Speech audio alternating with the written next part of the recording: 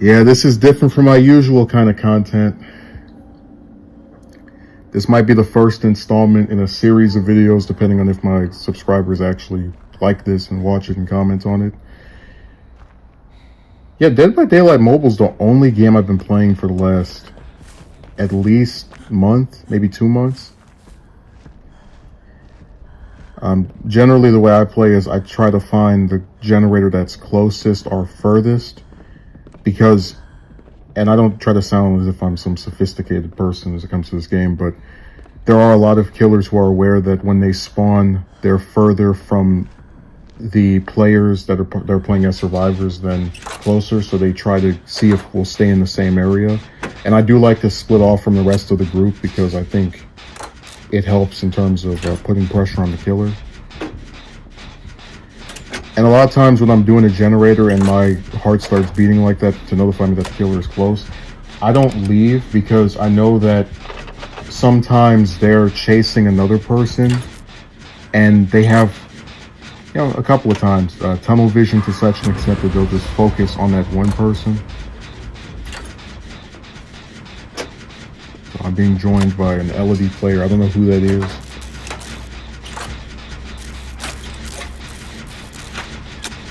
It's been a while since I recorded this, so I don't remember who's playing who, except myself, of course.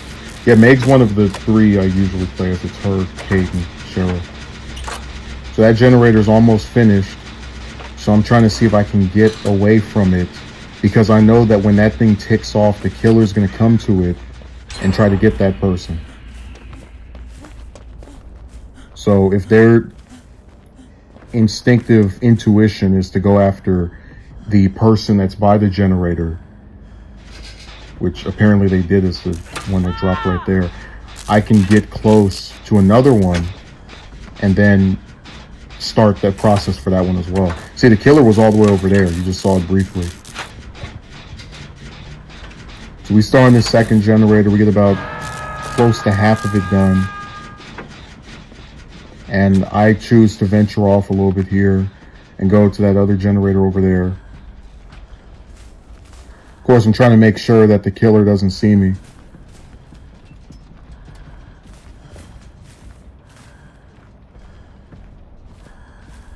So when I start to run a little bit like that, it's because I'm trying to see if I can get to it before. Oh, been found. Sometimes that stealth stuff, I really do start to think, what's the point? Because I feel like time is wasted when we just sit there and try to sneak around, and then the killer, you don't know where they are. But they were probably looking for somebody else and then just saw me in the same area. And now you're going to see why a pig is the worst killer for me to play against. Absolutely despise playing against her.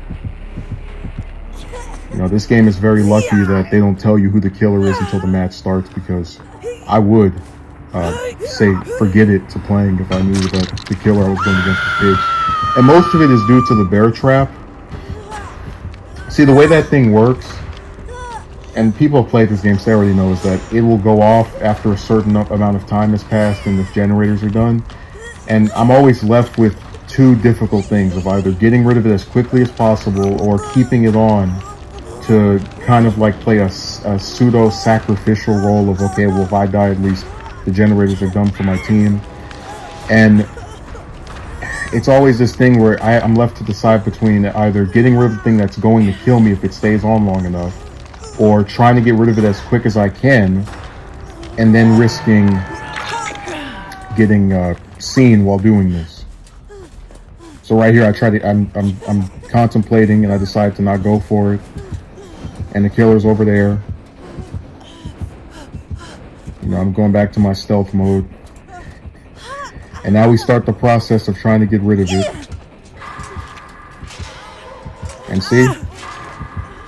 But again, stuff like that wouldn't happen if I'm playing against somebody else, because Pig's the only killer that has a function like this where they put something on you and it just progressively can kill you. See, even with Plague, for example, who spits up, you know, her virus on you, you can play the whole game with that on you, and as long as she doesn't hit you and knock you down, you can survive.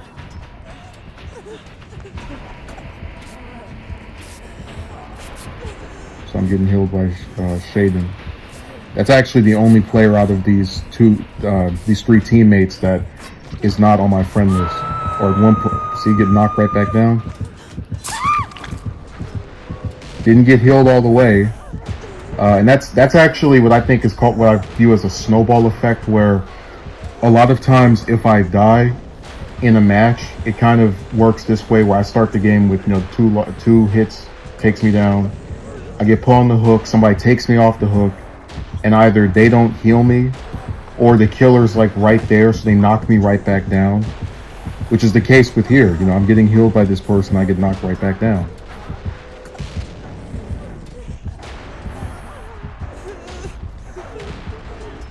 Yeah, these are the kind of matches that aren't that fun for me, because you get left on the floor and just sit there and it gets kind of boring. I'd rather they just finish me off by now. Only good thing about being knocked down is I don't have to worry about the bear trap, because its powers are not in effect when you are on the ground.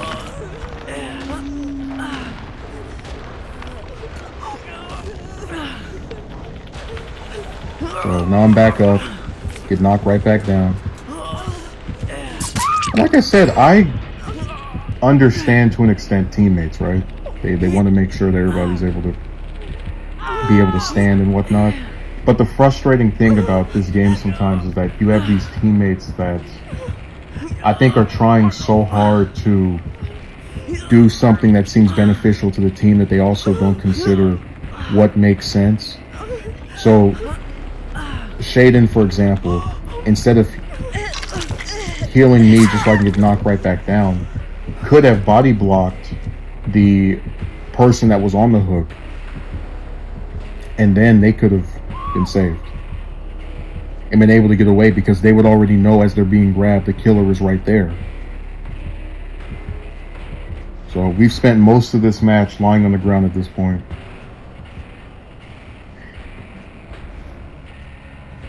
And now Daisy has been taken out, which is more so the fault of the other two, because they don't go to grab this person. I have seen that happen multiple times, where someone gets put on the hook one time, but because they're there for so long that they can't survive getting put on it more than once, or else they're dead, because they entered the second phase of the summoning process.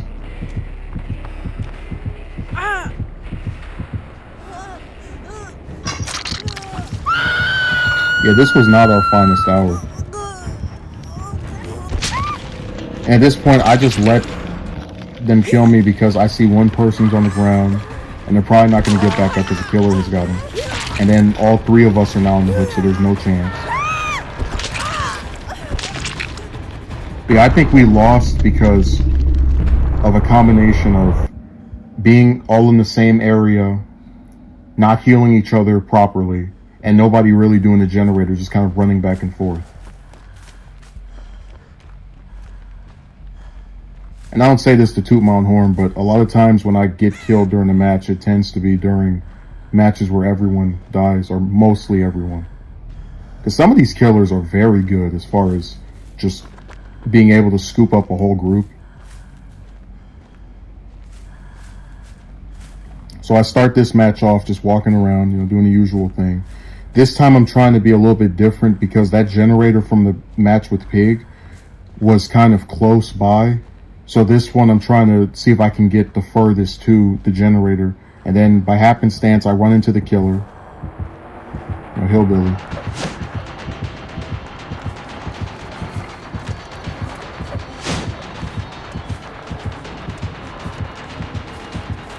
I always remember the killer will catch up to you no matter what, if he was running a straight line like that.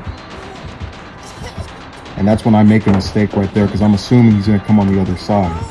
So I get knocked down. We haven't even done one generator. And these two matches, by the way, were recorded back to back. Like, this is the exact next match I played after the big one, so I'm not exactly feeling too great about my play style at this point.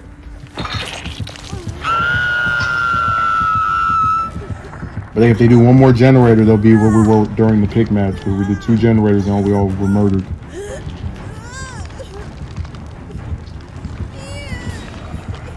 So Hillbilly's, going around looking. You see 3 people off in the distance, so I know I'm gonna be on this hook for a while.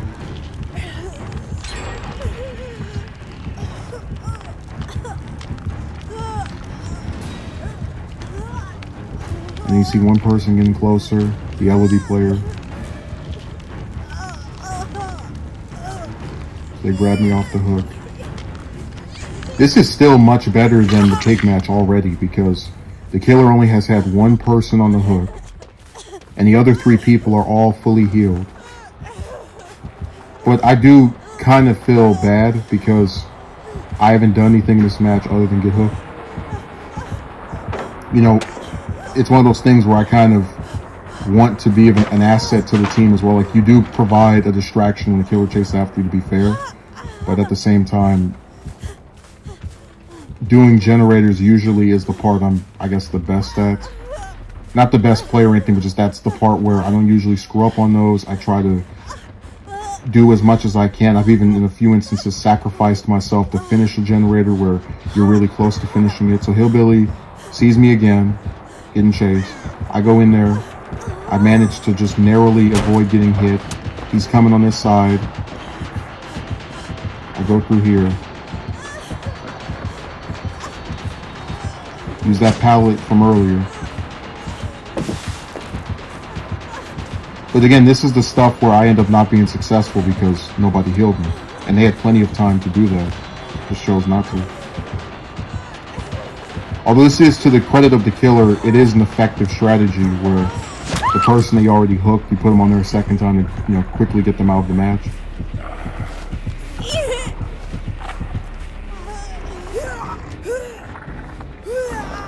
Hello, Hook, my old friend. Resting on you once again. Yeah, they're healing each other.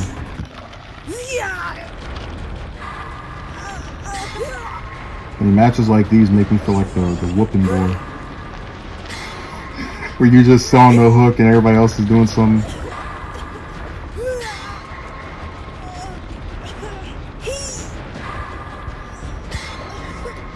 But usually when I get put on the hook twice, I kind of just resign myself to the premise that I'm probably going to end up dying. Because what will happen is I'll get taken off the hook, and then the killer might chase somebody else like Hillbilly's doing right now. And then I'll go to do a generator so I can finally do something useful. It's actually helpful to the whole team overall. And then as I'm doing the generator, the killer comes and knocks me down and puts me on the hook. Like, even now, I still haven't been healed. But I'm at least far away enough from Hillbilly to realistically do some of this generator in front of me without being spotted. Of course, I'm hiding behind it, which is something a lot of survivors like to do, is hide behind the generator. And apparently there are some killers that can see behind those. I don't know. I haven't played as every killer, so I don't know what the extent of all their abilities are.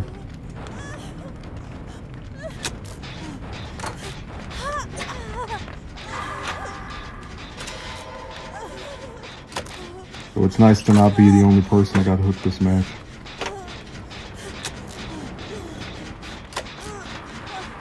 It's also nice to know that this is the, if I finish it, final gen that we have to do before we can leave, or make an attempt at leaving. There have been so many games where I die on the last gen, or I die as I'm trying to get to the exit. And that's always what causes me to get the most frustrated. Like, if I get killed and we haven't even done 3 generators or 1 generator, I always feel better. Because, I can just assume the killer was too strong and they're able to get everybody and just destroy us before we can do much there. But if I get so close to winning the match, and then that's when I finally get taken out, that is legitimately irritating. Because usually if I get put on the hook very early into the match and I'm playing with just random survivors, people I don't know, I'll just let the killer kill me. Like, I'll just use up the attempts and then just sit there and I'll press the thing. So we finished the generator. I'm healed. I don't know if I had it yet, but there's a perk called Adrenaline, which would have healed me anyway. Again, I don't know if I had it during this match. I have it now. It's very useful because there are a lot of times when you're doing the final generator and you've been hit by the killer and you manage to get away because they're chasing somebody else, and then you finish it. I've even had some matches where the killer will actually forget to damage the generator that I almost had finished. So then somebody else goes over there and finishes it. Yeah, there's me running the marathon. I mean, if you read Meg's lore, she is an athlete, so this is in character. Just run across the whole map.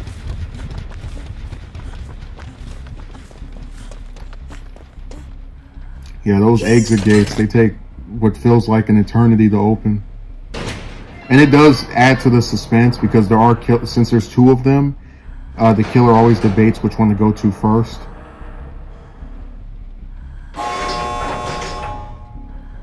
So we open the gate. We don't immediately leave because I am playing with at least one person that I'm actually, you know, friends with in the game. That's in there on my list, which is Daughter of God. So I'm trying to see if that person is all right. Usually I'll only leave if I'm playing with, you know, randoms, or if the killer is chasing me all the way to the exit and then I have to leave or else I'm gonna get massacred too. So you probably couldn't see that because of the picture quality, but that person kept pushing themselves on the bracket over there, on the pallet, excuse me, so that they could attract the killer to come over here, which is something that survivors like to do. They oftentimes won't just leave. They like to teabag the killer. They're like, look at me. So I just leave because I'm not trying to get killed as well.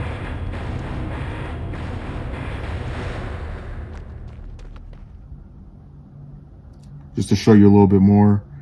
That's the person I was worried about. So they're in the exit. They're pretty much safe. There's nothing a killer can do that can take you down in one hit, or two hits, excuse me, and you're that close to getting out of there. And this person, I don't know what they were doing, but they're just, a spoiler alert, they're not going to survive this.